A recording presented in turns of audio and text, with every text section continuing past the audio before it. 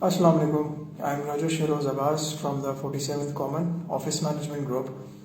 I'm making this video on a special request from Amara, and she told me to basically address the CSS aspirants and the candidates who are basically willing to appear for the 2020 examinations. Now, it won't be a motivational video. Rather, I would share my practical experience just to chip off the amount of tension that is building, the amount of the anxiety that is building before the examinations, and that is totally normal. But let me share a few tips and tricks with you, which I think they are of integral importance. Number one is that whatever you studied or how much you studied, you do not need to panic over the fact that you need to add certain extra information just before the few days, and that happens. We get tensed over the fact that okay, we haven't covered this part of the subject, we haven't covered that part of the syllabus, and etc. So whatever you had to do, you did it. So if you think that anything more needs to be done, then please don't go for that, because it is just going to mess up your mind. So just go and revise whatever you had. No new information, no additional writing down notes, because it is just going to provoke you to go more and more. And at this part of the time, just before the examinations, if you are going on such a trajectory, it is just going to add more tension. So this was the number one thing. Number two is composure. Remember, it's not only about accumulating as much knowledge as you can. It is also about delivering what's up here through your hands and to the paper. That is what is being checked as well. Because you are going to have 6 papers a day. The old timetable has been revived. So what's going to happen is that your writing skills will be tested. So you need to keep your brain clear. You need to have that state and that level of composure. Because let me be very honest with you, when a paper comes in front of you, you might know one question entirely, the second question around 80%, the third question around 60 to 80%, and then there is going to be a fourth question where you might not have the sufficient knowledge as compared to the question 1 that you have. So let's say you have around 40% knowledge about the question 4. You are not so sure about that. So what's going to happen is that the 60% of the answer is going to come from your head, where you are basically bound to think in a way to translate that 40% of the knowledge in such a way that it could be translated to a full-fledged answer. So in such a situation, what you need to do, it's not like you're going to snap your fingers and your neurons are going to get fired up and at once you're going to go like, okay, now I have the amount of information. No, that's not going to happen. Time literally flies in the examination hall. So the thing that is going to be in use is going to be your mind. So if you will be composed, if you will be clear in your head, then you will be able to devise and craft ways in and ways out about the question. So the second thing, I will summarize it, that you need to have certain composure. Do not panic. Do not overburden yourself with the ideas and opinions of others, or as a matter of fact, anything. The third I would like to say is that, these are the 6 days, and literally it is a very crucial moment in our lives. I mean, every person, you are about to appear for one of the biggest examinations which will literally define the future trajectory of your future.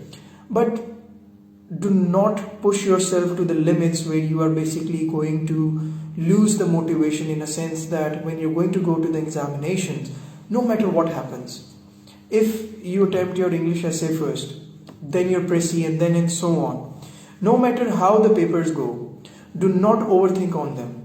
When you come home, okay, everyone does that they tend to look at the answers and all, but all in all, do not think about the papers that you have given in the first place. If you have given your essay, done with it. Focus on the Pressy one. Given the Pressy, done with it. Focus on the Islamiyat, and so on.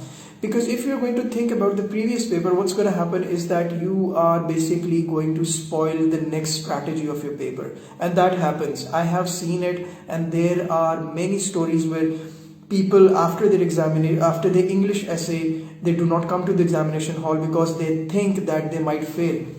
But sometimes there are certain stories where that's not even true. Those people who thought that they failed their English essays and they left their examination, when the result came out, it seemed to be that they passed the essay. So do not think about the paper that you have already given. Focus on the next paper. 6 days time is going to fly, so keep your composure. Do not think about the papers which you have already given. Focus ahead, and most of all, try to retain the motivation that you have within yourself, that why are you sitting in that examination. And lastly, do not go for anything extra. It is only just going to add up more frustration on your head.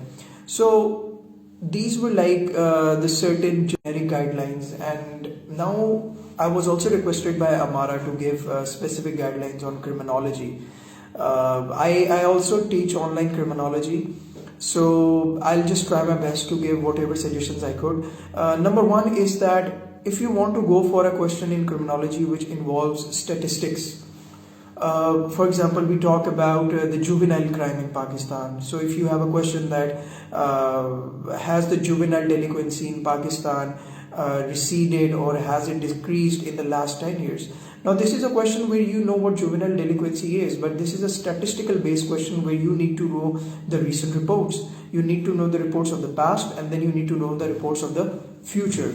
So in criminology there are mostly, or you could say there might be one or two or maybe three questions which might involve your statistical analysis. So if you have crammed the reports, if you know the data, if you have basically gone through the statistical data, then go for those stats based questions.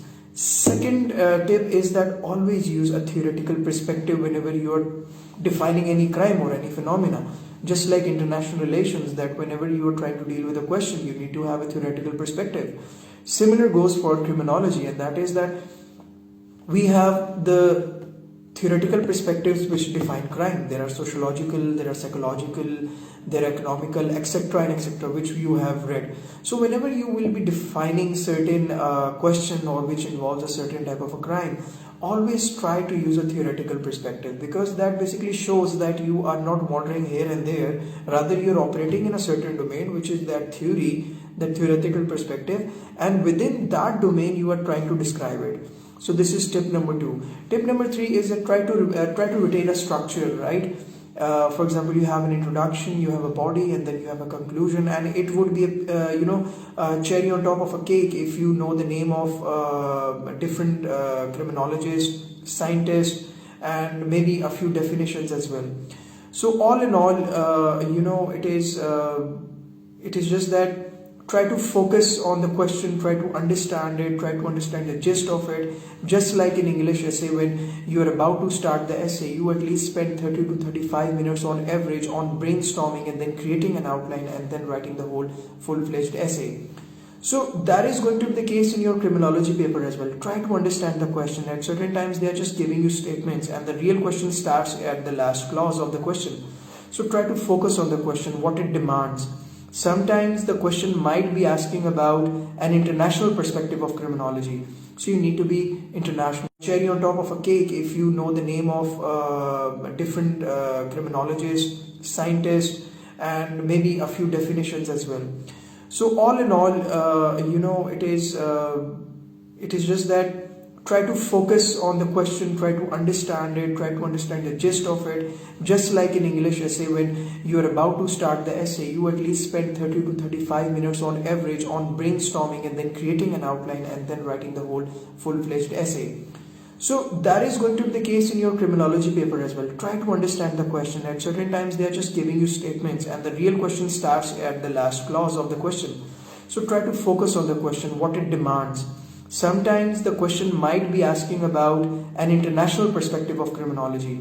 So you need to be international. But at sometimes it is going to be specific, where it is going to stick to exactly to the crime situations in Pakistan. In that situation, you do not need to be generic. You need to focus on Pakistan.